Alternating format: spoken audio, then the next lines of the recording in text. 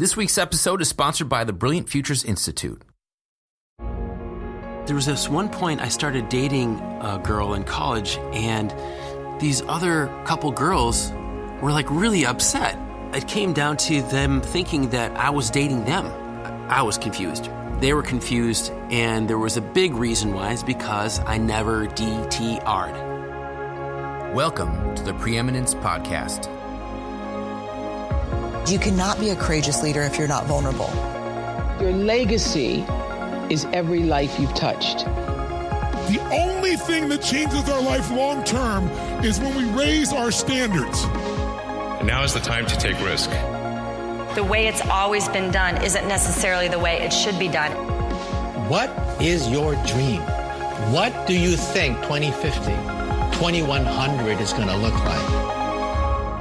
The most incredible sort of mystery, I think, is now the question of what comes next. Stay hungry, stay foolish. Welcome to the Preeminence Podcast. I'm your host, Matthew J. Peters. Visit preeminence.tv to learn more about how to create a preeminent presence for your business, organization, or personal brand. Be sure to subscribe on iTunes, Google Play, Stitcher, SoundCloud, or just ask Alexa to play the Preeminence Podcast. When I was in college, I had a lot of friends, and probably over half those friends were women. And I would spend a lot of time with them just hanging out or going out in groups and such. And I never really thought that much about it. And there was this one point I started dating a girl in college, and these other couple girls were like really upset. And I didn't understand what it was they were so upset about. And it came down to them thinking that I was dating them, that I was dating each one of them, and I was confused. They were confused, and there was a big reason why. It's because I never DTR'd. Someone brought that up to me as I had a counselor back then. I was in a Christian men's group, and one of the things the guy said is, you needed to DTR. I was like, what's DTR? He said, you needed to define the relationship. So many times it's not just in our friendships, but also in our partnerships. Sometimes we have a joint venture with some people, and we don't define what our roles are. We don't define what our responsibilities are. And it's kind of like a friendship. It's kind of like I'm helping you out, you're helping me out. Maybe you'll help me on the next project. All these different things is like confusing.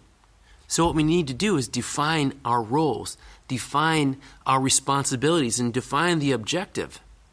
Why are we doing this? What are we doing? What are we trying to accomplish? What are you expecting of me? You know, if there's going to be money involved in this, how does that work out once this starts being profitable? I learned a lot at that time that I needed to define the relationship. And so that is the same with anybody who you have working for you. If you have people who are volunteering for you, what are they expecting out of it? Sometimes people aren't expecting any money. Sometimes people they really want to be a part of something that's growing. Sometimes they want to be able to tell people, hey, I'm a part of this group. Sometimes people are looking for camaraderie. They're looking to learn, and their payment isn't learning. There are a lot of different currencies people are paid in. Sometimes people don't want to be paid in money. They want to be paid in recognition. They want to be paid in being a part of a club. They want to be paid in so many different ways. But if we don't ask, we don't define, it's really kind of ambiguous. And that's when people's feelings get hurt. That's when there's confusion. That's when there's hard feelings. So if you are in a relationship of any kind, define it. Define your role.